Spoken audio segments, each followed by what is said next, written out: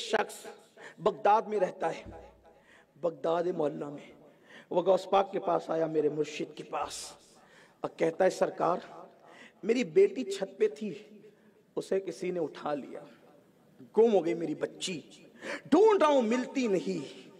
गौस पाक ने फरमाया जंगल में जा और मेरा नाम लेना। तवज्जे, नाम की बात आई, नाम लेना। उनके नाम से बिगड़ियां बनती है। मेरा नाम लेना और नाम लेकर दायरा खींचना। बल्कि शेखुल इस्लाम अल्लामा अनवारुल्लाह फारूकी रहमतुल्लाह अलैह ने नाम लेने का तरीका ये लिखा है, बिस्मिल्लाही अला नियती शेख अब्दुल कादिर जिलानी अल गौसिल आजम रदी अल्लाह ताला। ये करके दायरा खींचना, दायरे के बीच में बैठ जाना, नाम लेकर दायरा खींचना, दायरे के बीच में बैठना। फिर मखलूक गुजरेगी, कोई तेरे पास आएगा, आकर के तेरी फरियाद पूछेगा, वो बात कर लेना उससे। गौस पाक का वो गुलाम था, दायरा खींच के बैठ गया। रात, जंगल की रात, अलग अलग डरावनी शक्ल के लोग गुजरते गए, लेकिन इसको किसी ने कुछ नुकसान नहीं पहुंचाया। क्यों? गौस पाक के नाम के दायरे में बैठा था। अब आप सोचे, जब गौस पाक के नाम की ये शान है तो नाम मोहम्मद की शान क्या होगी? आप सोचिए ना, ये दुनिया के लीडर जिनसे तुम कांप रहे हो, लर्जा पर अंदाम, इनकी औकात क्या है? आपके पास नाम मोहम्मद है, ये नाम मोहम्मद क्या है? अर्श पैदा हुआ, अल्लाह ने अर्श को पैदा किया तो जलजले थे अर्श पे, अल्लाह ने नाम मोहम्मद लिखा, अर्श ठहर गया।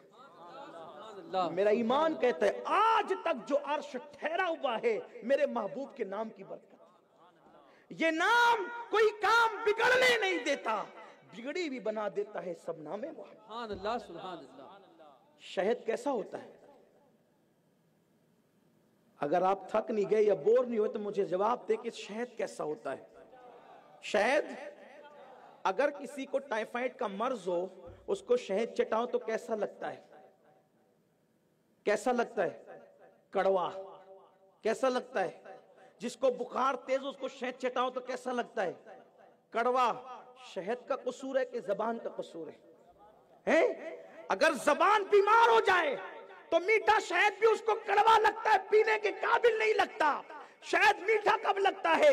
जब जबान बीमार ना हो। नादान, नाम मोहम्मद वो शहद है कि तेरी हर मुश्किल इसकी बरकत से टल जाएगी। तूने अपनी जबान को गुनाहों से बीमार कर लिया है, तू गुनाहों से शिफा हासिल कर और फिर अपनी शिफा याब जबान से नाम लेकर देख। जो यूनुस को मछली के पेट में नाम मोहम्मद ने फायदा पहुंचाया है, वही फायदा तुझे भी मिल सकता है। नूह को कश्ती में नाम मोहम्मद ने जो फायदा पहुंचाया है, वो फायदा तुझे भी मिल सकता है। आदम में मोहम्मद ने जो फायदा पहुंचाया है, वो फायदा तुझे भी मिल सकता है। शर्त ये है, नूह वाली जबान लेकर के आ, अल्लाह तुझे वो फायदा जरूर अता फरमाएगा। खुदा ने हमें कैसा बड़ा वसीला दिया, जबान गंदी करके नुकसान कितना उठाया। यही जबान गीबत करे, यही जबान चुगली करे, यही जबान हराम लुकमा खाए। लज्जतों के लिए हराम में इतना डूब गए, लज्जतों के लिए हराम में। अरे बिरयानी खाओ या कीमती से कीमती लजीज गिजा खाओ या सूखी रोटी, खाने की लज्जत कहां तक है पता है?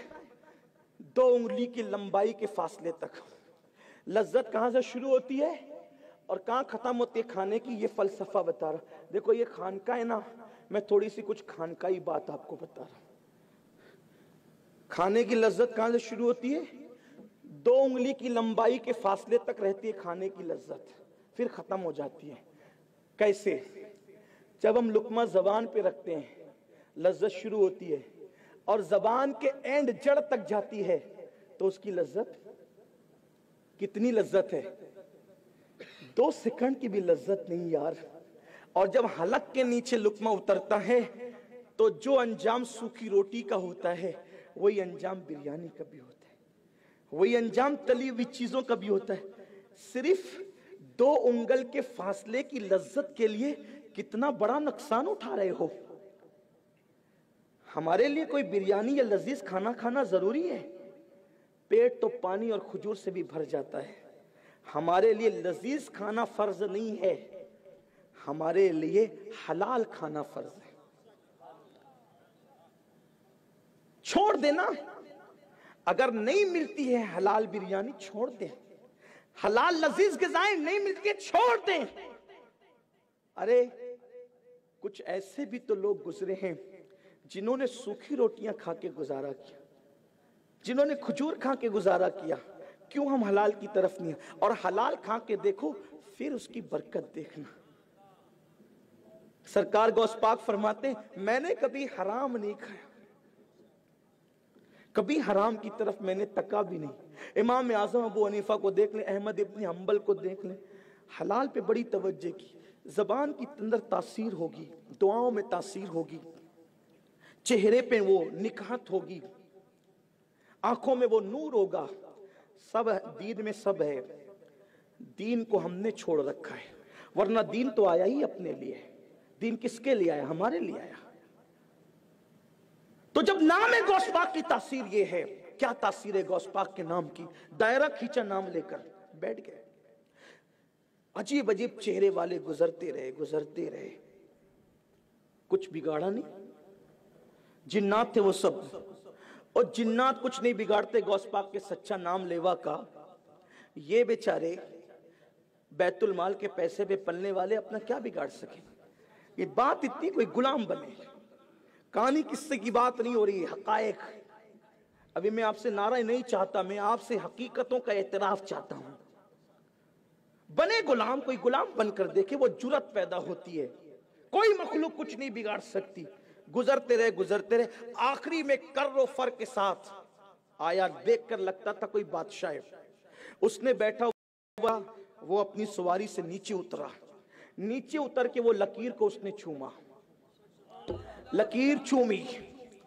अगर आप बुरा नहीं माने तो एक जुमला कह दूं, शायद जिन्नातों में कोई वहाबियत का फतवा देने वाला नहीं होगा कि छूमना हराम या शिर्क है। सुभान अल्लाह। और उस दौर में तो इंसानों में भी कोई नहीं था फतवा देने वाला, लेकिन उसने लकीर चूमी। कौन सी लकीर?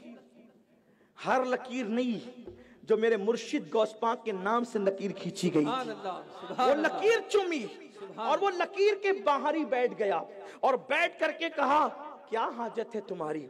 तो उसने कहा मैं गौस पाक का गुलाम हूं, मेरी बेटी छत से गुम हो गई, गौस पाक के पास गया था, सरकार गौसुल आजम दस्तगीर ने मुझे यहां भेजा और ये अमल करने के लिए कहा।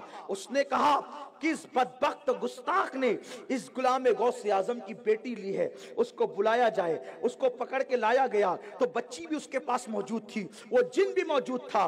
फिर पूछा तेरी हिम्मत कैसे हुई गौस पाक के गुलाम के घर तक जाने की?